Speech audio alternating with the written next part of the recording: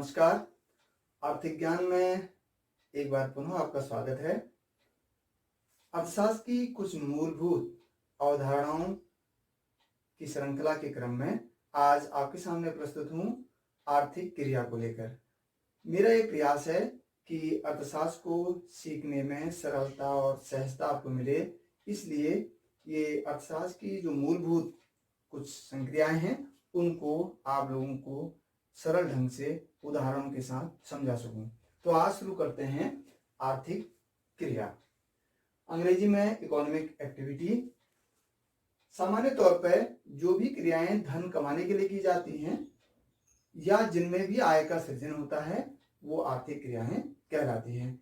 जैसे एक किसान द्वारा खेत में अनाज का उत्पादन होता है, बगीचे में फलों का उत्पादन होता है, साग सब्जियों का उत्पादन होता है, उसके फलस्वरूप उनको कुछ आय अर्जित होती है, यह आर्थिक क्रिया है। इसी प्रकार से कोई दुकानदार सामान को बेचते हैं तो उनको आय प्राप्त होती है, आर्थिक क्रिया है।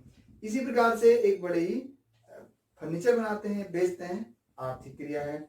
कोई मजदूर अपनी सेवा के बदले मजदूरी कमाता है, काम करता है, तो वह आर्थिक क्रिया है। इसी प्रकार से कोई व्यक्ति अपने लाभ के लिए किसी वस्तु का उत्पादन करता है तो वो आर्थिक क्रिया है।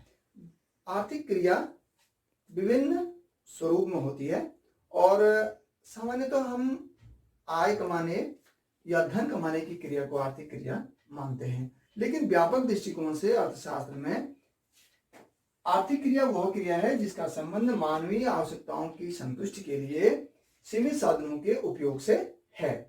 अर्थात जिन भी क्रियाओं द्वारा मानवीय आवश्यकताओं की संतुष्टि हो रही हो और उनके लिए हम उन संसाधनों का प्रयोग कर रहे हो जिनके द्वारा मानवीय आवश्यकताओं को पूरा किया जा सकता है, तो वो सारी क्रियाएं आर्थिक क्रिया कहलाती हैं। अब यहाँ पर एक बात गौर करने की है कि जितनी भी क्रियाएं जिनमें आय का सृजन हो रहा है, जो धन कमाने के लिए की जा रही है, वो सारी तो आर्थिक क्रियाएं हैं, लेकिन जितनी आर्थिक क्रियाएं हैं वह आवश्यक रूप में उनमें आय का सृजन हो रहा हो यह जरूरी नहीं है।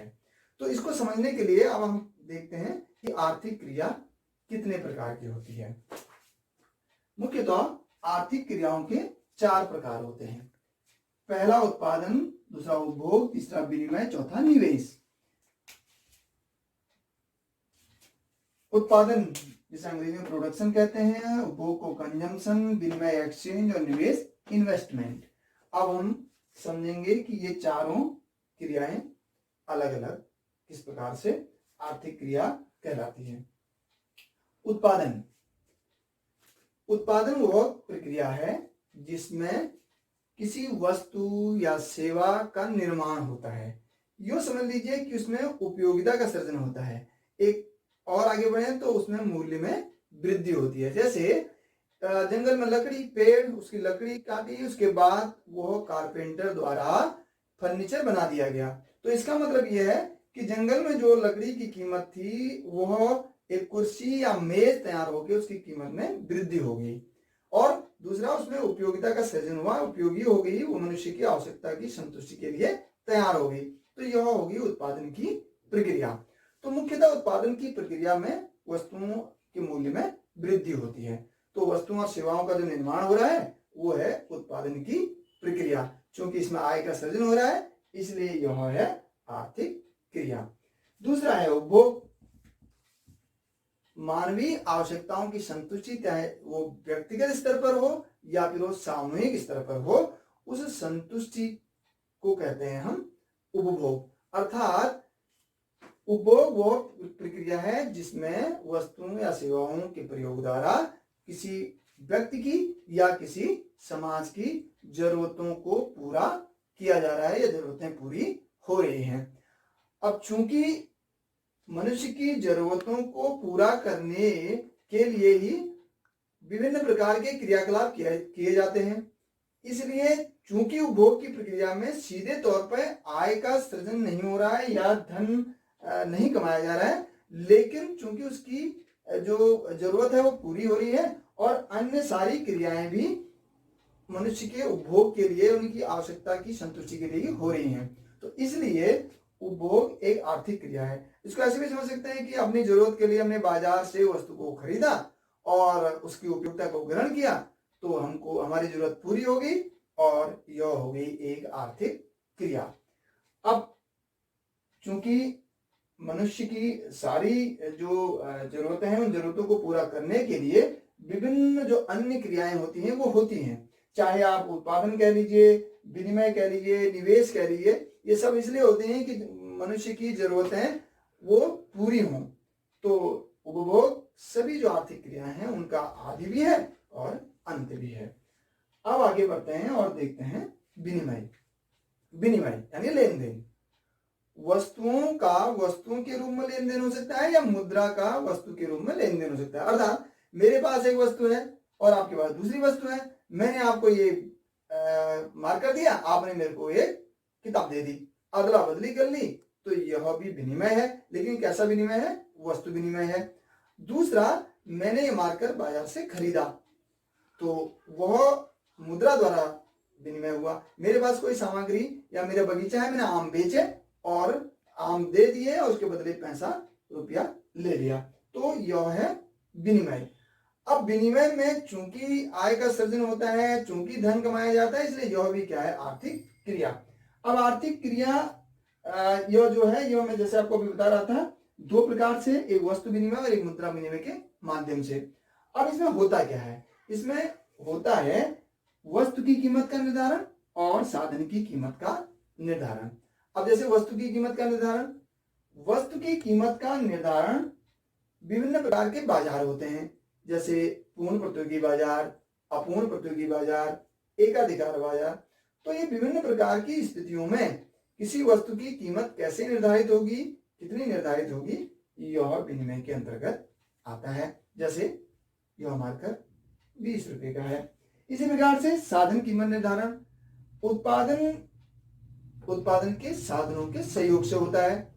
भूमि, श्रम, पूंजी, साहस और संगठन उत्पादन के 5 साधन होते हैं और इन 5 साधनों के सहयोग से, प्रयोग से होता है उत्पादन। भूमि के प्रयोग के बदले उसको दिया जाता, भूमि के प्रयोग के बदले भूमि को जो मिलता है उसे कहते हैं लगान। उसी प्रकार से श्रम के प्रयोग के बदले जो मजदूर को मिलती है मजदूरी। पूंजी के प्रयोग के बदले पूंजीपति को मिलता है ब्याज। संगठन में काम करने वाले लोगों को मिलता है वेतन। और फाइनली जो जोखिम उठा रहा है, यानी जो लाभ हानि का जिम्मेदार है, जिसे हम साहसी कहते हैं, उद्यमी कहते हैं, वह व्यक्ति, उसको मिलता है उस कार्य के बदले लाभ। तो ये जो 5 उत्पादन के साधनों को मिलने वाला पारितोषिक है, यह कितना होगा और कैसे निर्धारित होगा, यह साधन कीमत निर्धारण कहलाता है और विनिमय के अंतर्गत आता है। और ये साधन कीमत निर्धारण जो 5 उत्पादन के साधनों का होता है, इसी को बोलते हैं वितरण। अब आगे बढ़ते हैं और बात करते हैं इन्वेस्टमेंट या निवेश की। निवेश का मतलब होता है कि पूंजीगत जो परिसंपत्तियां हैं उनमें वृद्धि होना, यानी पूंजीगत परिसंपत्तियों का निर्माण होना। अब साधारणतः जो पूंजी होती है वो 2 प्रकार की होती है। एक होती है मानवीय पूंजी और दूसरी होती है भौतिक पूंजी।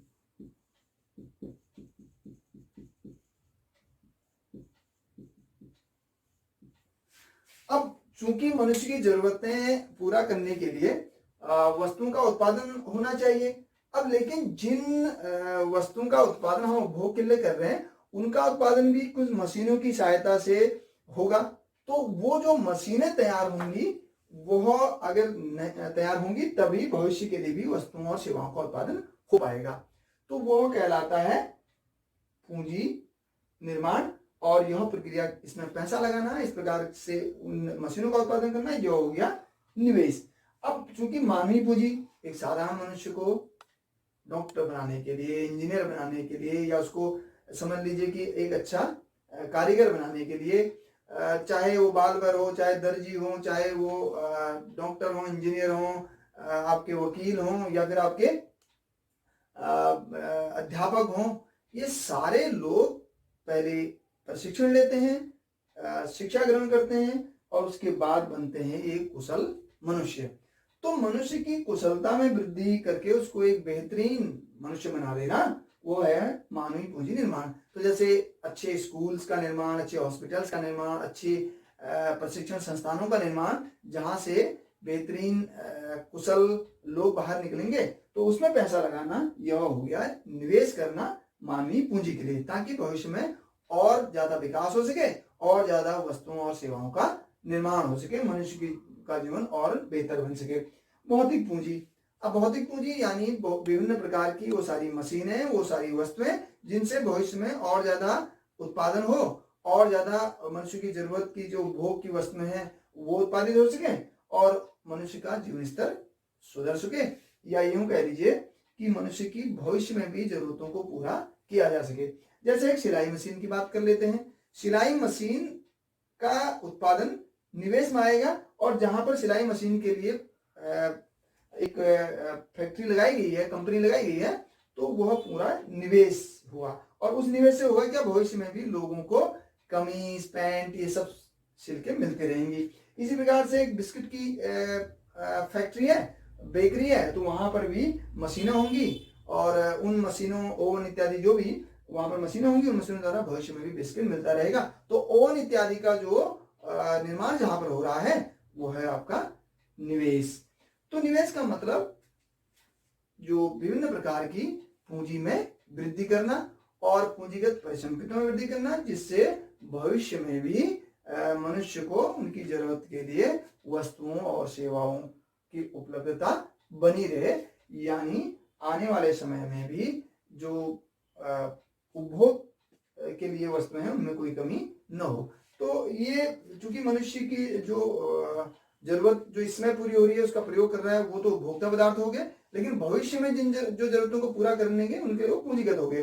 तो निवेश का मुख्यतः जो यहाँ पर बात आती है, तो ऐसी आर्थिक क्रिया है जिसके द्वारा भविष्य में और ज्यादा जो वस्तुओं और सेवाओं का उत्पादन हो सकेगा। तो इसके लिए मानवीय पूंजी और भौतिक पूंजी दोनों जो है इन्वेस्टमेंट यानी निवेश किया जाता है, यानी पैसा लगाया जाता है, परिसंपत्तियों में वृद्धि की जाती है।